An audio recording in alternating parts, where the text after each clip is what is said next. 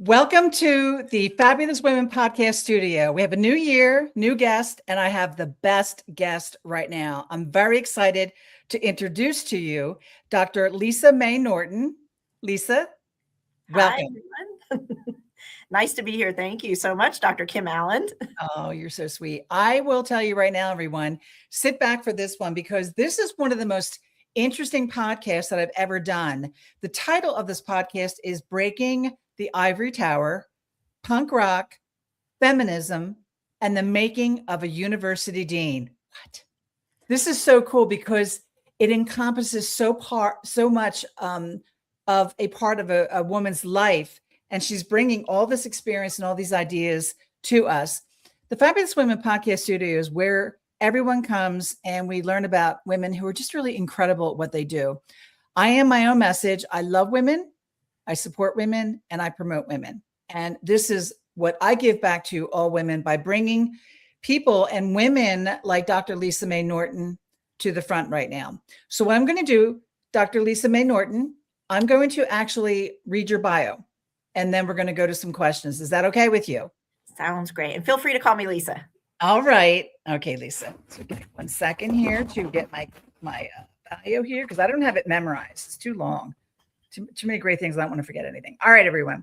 So Dr. Lisa May Norton is the Dean of the College of Health Sciences and Education at Misericordia University. Real quick, is that in Scranton, Pennsylvania? It's close to Scranton. So we're about 30 minutes from Scranton. It's in Dallas, Pennsylvania, close to Wilkes-Barre. Ah, okay. All right. With a distinguished career spanning more than 25 years, Dr. Norton brings a wealth of experience in higher education, administration, and a strong commitment to advancing social justice and fostering inclusive academic environments. She's so awesome. Prior to joining Misericordia University, Dr. Norton served as the Dean for the College of Education and Sciences at Touro University. Her tenure there was marked by her leadership in enhancing student support services, securing grants for mentoring programs, and spearheading strategic enrollment management initiatives that significantly improved student retention and success. Further, Dr. Norton's scholarly and professional interests are heavily rooted in student success, especially for the diverse population of women in higher education. Her research is distinctive in that it is entrenched in feminist theory and incorporates creative ways to present research in higher education, including visual imagery, poetry, and prose. Finally, Dr. Norton received her psychology bachelor's degree from the University of Northern Texas, a social psychology master's degree from San Francisco State University, and a leadership doctorate from the University of Texas at San Antonio. Wow. All right. I need a nap after that, but I'm not done. Okay. All right. So we know about Dr. Lisa May Norton regarding the academic side of her. But in the episode title, again, breaking away from the ivory tower, punk rock, feminism, and the making of a university dean. All right. We've got to talk about punk rock, Lisa. Please, we're setting the stage. Bring this in. Sure. So you probably can't tell to look at me now in my suit and in my scarf today. But basically, growing up, I grew up as a first generation, low income, kind of definitely college student. But I always kind of came into spaces about how do we really question what's happening around us? What are the critical things that are happening around us that we need to kind of interrogate, investigate, and truly to make a better world, social justice. So that started way back when I was like probably in junior high school, and some of the activities and groups for everything from environmental rights, animal rights. I wasn't into feminism until a little bit later in life. But, I just kind of came into the world and had a very supportive family that let me be me and, could have the vegan potlucks at my house. And, they just let me be me. And it's just carried with me. It's really carried with me, which led me into having friends and environments of folks that were the misfits, right? The ones that were the underdogs, that were struggling in the world. And I think that I ended up in Texas, Houston, Texas, and the punk rock community. And so this was a group of friends that, were really not in the mainstream. And I went to a huge public high school in Houston, Texas. And really we're a lot of my friends were struggling in a lot of different ways, and we banded together. Now I love school, I love learning, I was the one that when people wanted to skip school, I was like, no, no, no, I got a test, I want to, and my goal was because I wanted to get out of Houston, Texas, and do other Right. things in my life, right? Right. So but punk rock to me really is, living outside of and questioning those things around us that really aren't benefiting all, they're only benefiting some. So Right. Right. I love that. Okay. I'm going to tell them what you told me about you, that you do a little drummer. You're a drummer. I was. So I do. I'm not a good drummer. I'm not talented, but I do play drums, and I did play drums in several bands. I was in an all girl band for a while in college. I also did some experimental type things. At University of North Texas, people don't realize this, but it's a huge jazz music school Okay. and internationally known. So I was around musicians and artists, and even though I was the psychology person, um, really, if you were cool at all, you were in some kind of band, even if you sucked at playing an instrument. And for me, it was more of an outlet, right? It was more of an Right. outlet for, I call the teenage angst that never left me, Right. to be able to kind of express, my frustration with things that weren't, as I said, benefiting, all in society and only some. Right. I love that. Everyone, do you ever meet someone that you just so connect with them? I have such a girl crush on Dr. Lisa Mae Norton because of who she is and her background. It's so cool because she's so unapologetic. And also, she told me, which was the biggest compliment she ever gave me, she thought that I was a little punk, right? I, Because of my haircut. you are looking more punk than I am for sure, Okay, so I'm going to turn my head because you know what? I get a lot of comments, a lot of compliments on my haircut, which I've had this haircut for like 15 years, right? Because I came from the corporate world. And then I just cut my hair and I was like, yeah, this is what I love. And I make no apologies for it. And people, I don't know, does my haircut need its own Instagram account? Because I'll do that. I don't care, right? I love it. I love it. And I had your hair for forever. Like I Right? had short pixie, I had the undercut, Yeah. underneath. Until recently I had an undercut for a long time. Yeah.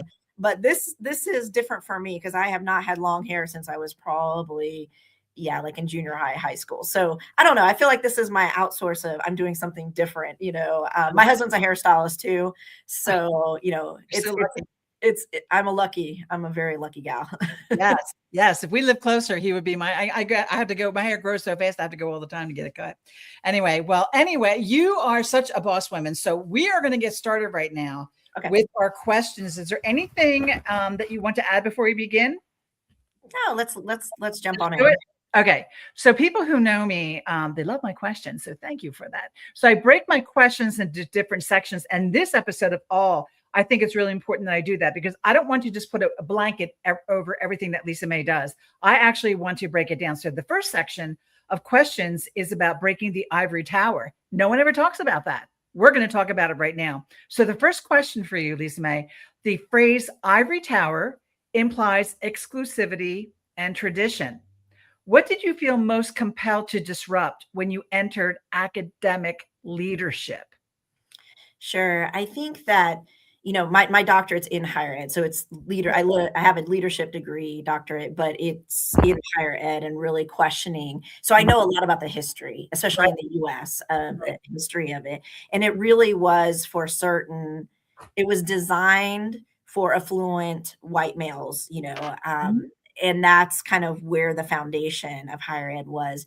And right, so during the coming back after the wars and where more people had access to higher education, we started to see a shift besides the social context of the 1960s, right, 70s.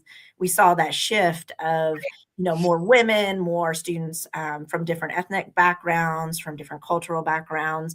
And so higher ed was still trying to place this model, and it doesn't fit, it doesn't work anymore. we have to really be a model, because I truly believe education is freedom. I know there's a lot out there right now about education and a lot of criticisms toward higher education, but really education was freedom for me to become a much better human being. And it's not just the classes I took, it Right. was the experiences I had throughout all three of my degrees. Okay. So for me, that's it. It's really about designing a space of higher education to be inclusive of, a variety of citizens, throughout, and Right. it needs to continue to grow that way. Right. I couldn't agree with you more. My next question, punk rock challenges who gets access to the mic. In academia, who historically hasn't been heard, and how did that shape your leadership agenda? Sure. So my dissertation work was on Latinas. I'm actually, in full disclosure, I'm not Latina, but I grew up in Latinx communities, and I actually, all three universities I went to are large Hispanic serving institutions.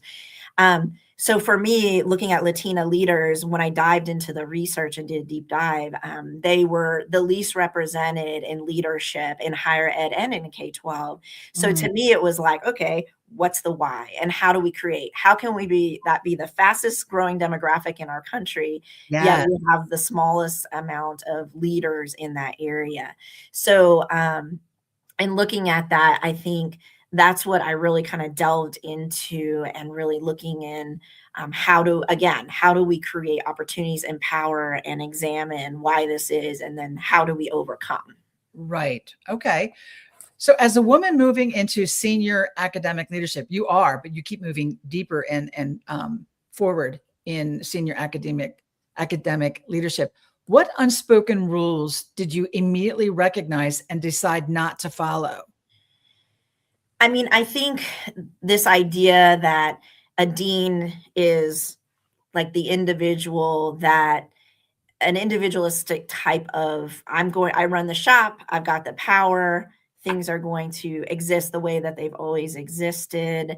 I think that I wanted to really look at different models of leadership and how that could be applied in the academic setting. And also, a complete and utter, I started in a very different pathway than a lot of deans do. So I started recruiting graduate students into Mm, programs. So my goal was helping people get to that next stage, that mentoring. Okay, let's right. find your pathway. So it's Right. all about the student. Like, it's completely about the student for me. And Right. even though research is very important to me, and I enjoy doing research, research should be with students. Like, it shouldn't be either or. Either you're a good Right. faculty, you're a good teacher, or you're a good Right. researcher. No, we should be able to incorporate all those things into our leadership. And again, Mr. Accordia is really a very student-centered place. And it's the right place for me, because Mm, that's the focus, is really right. how do we help students get to that next phase in their lives. Right. Okay. So moving on to the next section, which is punk rock as a feminist leadership framework. I do have some questions, but I have to tell everyone, I'm so lucky that Lisa May shared her all girl punk rock podcast list with me. What? Oh my gosh. Loved it. Okay. Punk rock rejects polish in favor of truth. How has that value influenced how you show up as a dean? Yeah, I mean, I will say I try really hard, and it took years to be comfortable in my own skin to kind of Okay. say, what I was really thinking. And I Right. bumble, I'm not, as I'm sure I could work on my polish, in general, but I feel like, to me it's more about the truth than it is the polish, and those are not the same thing necessarily. And I Okay. think speaking truth to injustice is really important. Yeah. So yeah, and I think showing up in that way to just say, this is who I am, yes, I can lead your college, but no, this is who I am, and how I'm going to kind of carry myself. Okay. So the next question talks about feminism and punk rock both resist conformity. How do those movements intersect in the way that you lead institutions traditionally resistant to change? Yeah, I mean, I think that it's interesting because sometimes I feel like when you're one of the lessons I learned is that, I mean, obviously I can't be resistant to everything all the Right. times, Of right? course. And but I do think the most punk rock thing you can do is to create connections with people that are completely different than yourself. Yes. And I think growing up in Texas in a very, I'll be honest, in a very more conservative environment really helped me and guided me on how to connect with people that are very different from my Mhm. mindset and Mhm. thinking. And Right. that how do we build those connections for, again, social good, for goodness, for the Right. sake of, in this case, at a university, for the student.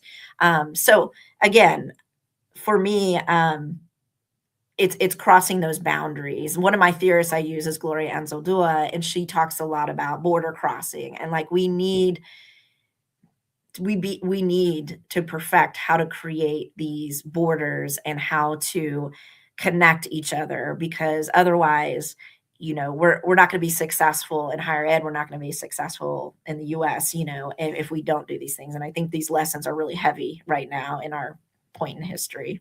Absolutely. I think that's part of the beauty of living in America, that we do have so many different types of people living together, but we're a large company, a large country. Our daughter lives in Denmark. So when we go to Denmark, there's they're Danes for the Yeah. most part, right? There's not that many different kind of churches. They have like a couple churches, right? So, and they're a very obedient society, and it's wonderful going there. And then we come home, and everyone wants their culture to be the one that we follow. And we have so many people here. So I think at scale, it's not working. So I agree that we need to figure something out because it's not working. Uh, Yeah. okay, so my final question in this section: punk culture prizes community over hierarchy. And you just talked about that. How do you balance that ethos within an academic system built on rank and tenure?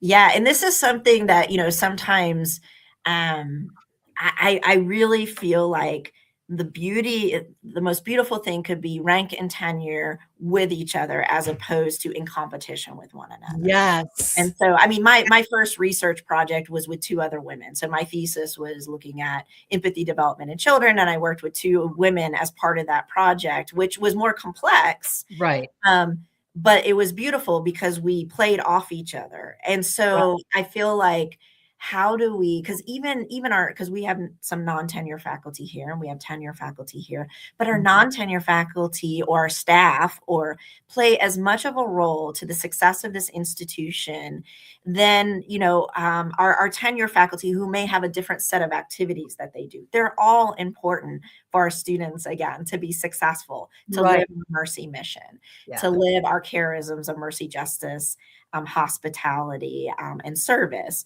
And so to me, it's always, and sometimes I've had to advocate of how we just recently put in that for now that non-tenure faculty can go up in rank.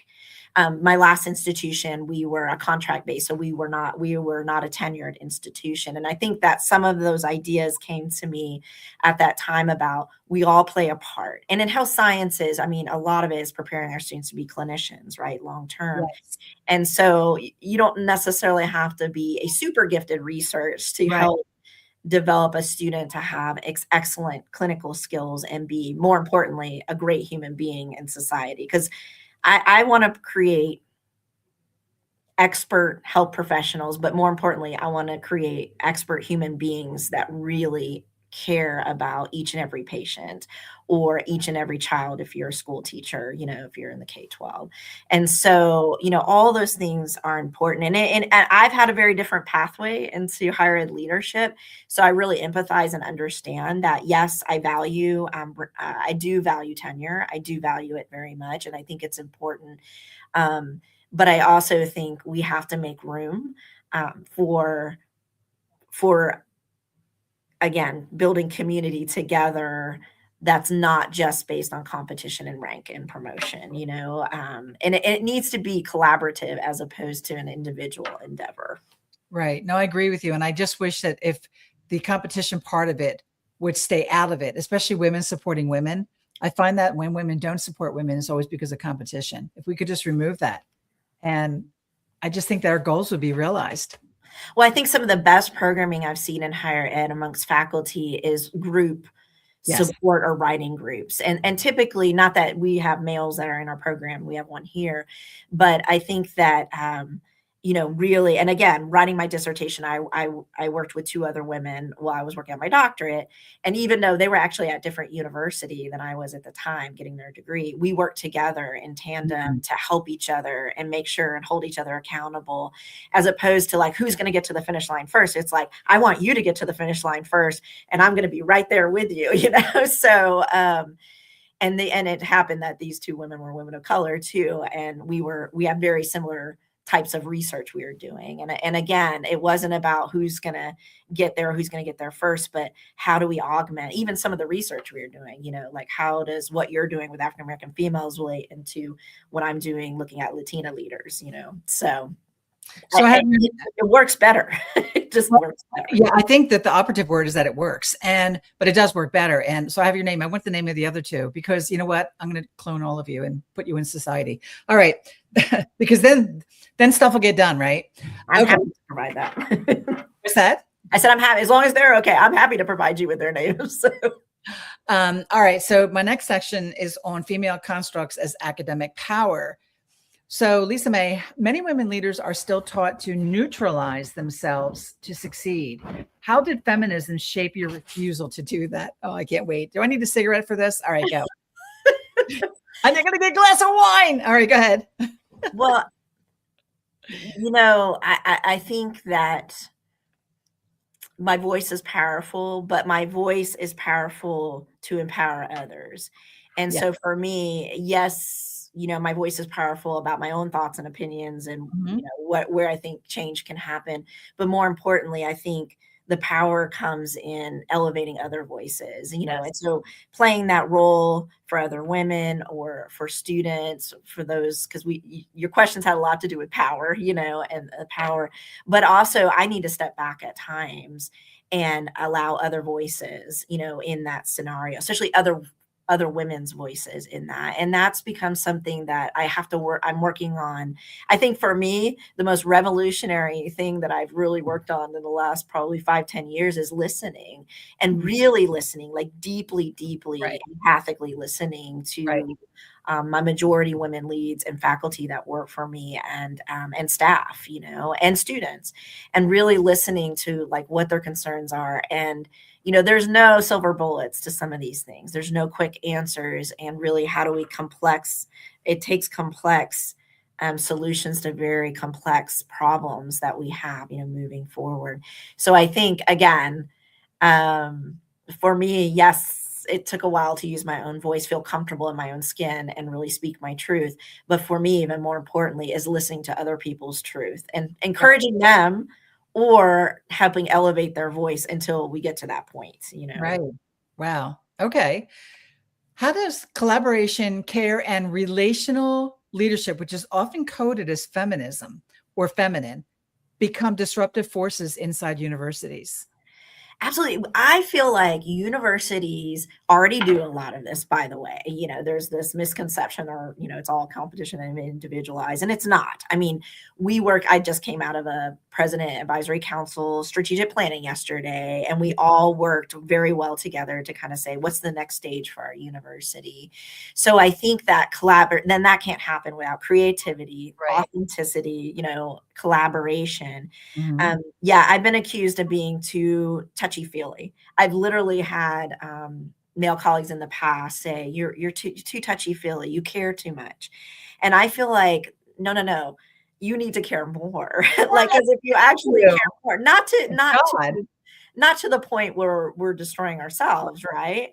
But to the point where we're really elevating, again, the greater purpose and the greater vision and value systems that we want, in higher education. I mean, I'm in higher education because I believe in it very strongly. Right. But I do think we need to interrogate, all the time, like what are the things that make sense and what are the things that don't necessarily make sense, or, we at least need to ask the questions. Yes, I agree. Oh my gosh. I'm having flashbacks. I mean, I was raised Catholic, so Catholic grade school, high school, college, the whole thing, right? And I just remember, I mean, everything you're talking about right now was acquiescing to what the boys or the men or the priest, were doing, right? And I was always the one like, no. And when you're young, as a young girl, you can't articulate that, right? But I just remember like the nuns like trying to like beat the spirit out of me, beat the will out of me because they don't want independent thinkers like us, right? Oh my gosh. But Okay. it's so funny because Misericordia is a mercy school, so the Sisters of Mercy are just different kinds of nuns. I mean, they really instituted themselves to be that resistance, right? To say, why can't we have a university focus? Because this Misericordia was a women's college for many years until the 1970s, and it broke ground to be able to educate coal miners' daughters because we were educating coal miners' sons, and we needed to educate more coal miners' children, in general for a different pathway. So yeah, there's a rebellious spirit here. So I feel like I kind of fit in quite well into that. Oh, I love it. So, all right, my next section is about making a dean, becoming, not conforming. So becoming a dean often implies assimilation. How did you evolve without erasing who you are? Yeah, I mean, it's something. When I very first had the opportunity, I was interim dean because the dean had stepped down at my last institution, and I was encouraged actually by him and several others, both men and women, which was really interesting, to put my name in the hat for the national search. And I remember, I don't know if I'm going to be able to walk this tightrope of like continuing to be the person that I am, and the things that I care about, and also meet the needs of the vision and the mission of the institution. And so I learned that, again, creating bridges, as Gloria Anzaldúa says. Also a great feminist theorist is Rosie Braidotti, who really takes feminist strengths and says these are the strengths that are really going to help change the world, whether you're male or female. I really had to learn how to do that in action. So we talk about diversity, equity, inclusion, right? Right. Those are words, but the action is the daily. How do you approach each conversation with each person you work with? How do you approach teaching your students in your classes? Like, are you really being inclusive to their voices, or are we doing the same old, Right. And so sometimes I have to take baby steps. It was sometimes little steps every day, Right. So. Right. Okay. So my next section again is on legacy and the future of academic leadership. So 2 more questions for everyone. So we might go over a few minutes. Don't hop off, because I have a feeling that the last question for Lisa May is really going to open up a lot of our eyes. So if universities truly embraced feminist and punk rock values, Lisa, what would academic leadership look like in 10 years?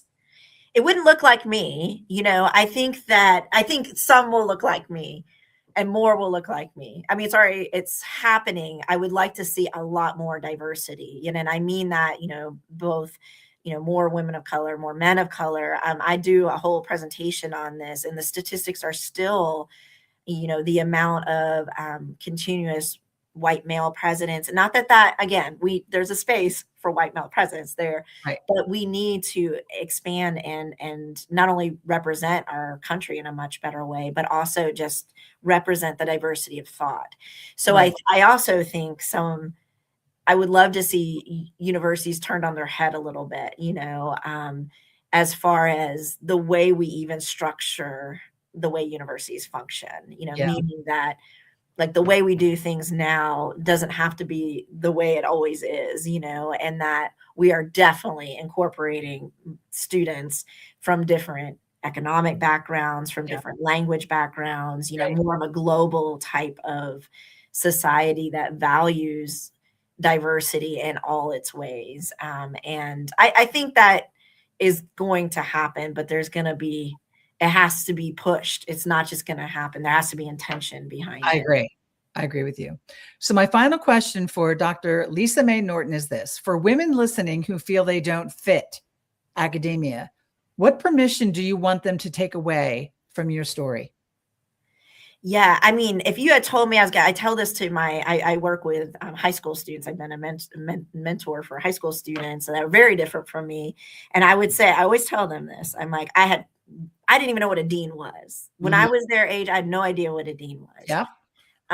If you had told me once I did figure it out, I said, that's not for me. That's the man. I'm not, I'm not going to be a dean. That's like the authority figure.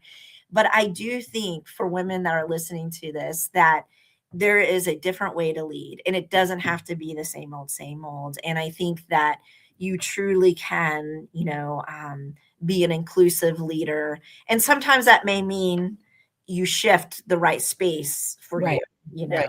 but Right. yeah, I mean, I absolutely think women that are listening to this, they have the creativity, they have the authenticity, they've got the community building, they have the resiliency amongst that. I mean, find your people that can help you, like really support you, through that. Right. Like you absolutely can do it because I didn't think I would ever be here. I never ever imagined. My dad cried when he heard me speak not too long ago. He's like, I can't believe I knew my daughters would be successful, but I had no idea, the extent of how successful Yeah. it would be. Wow. Well, speaking of a success, you are just, I have such a girl crush on you. You are a boss woman with so much to offer. And I'm definitely going to be having you back on the podcast and some other things that I'm working on right now as well. You're just really a very special person. And I thank you so much for being on this podcast. Dr. Yes. Lisa May Norton, thank you. And also, I do want to give a shout out to Paul Nardone, who is at Misericordia University. If it weren't for Paul, I would have never met this amazing woman. So thank you, Paul. In closing, for the Fabulous Women Podcast Studio, I always say this for everyone that's watching this and anyone who can send this podcast link to other people, men or women or everyone, do this, please. Pay it forward. Please open the doors for the women that are either next to you or coming up behind you, especially the younger generations. Don't make them have to kick down the doors and just blast through brick walls like we had to do. It's just not necessary anymore. So my ask is that you pay it forward. And also, too, if anybody wants to be a guest on the Fabulous Women Podcast Studio, or if you know someone who should absolutely be a guest, call me or email me. All right. Also, stay tuned for big announcements from my company, which is Dr. Kim Approach. The Dr. Kim Approach, you can actually just type that right into your browser and you'll see my website. And also, the Fabulous Women Studio podcast has some big announcements that Dr. Lisa May Norton is going to be part of. So until next time, everyone, stay fabulous. Take care. Bye now.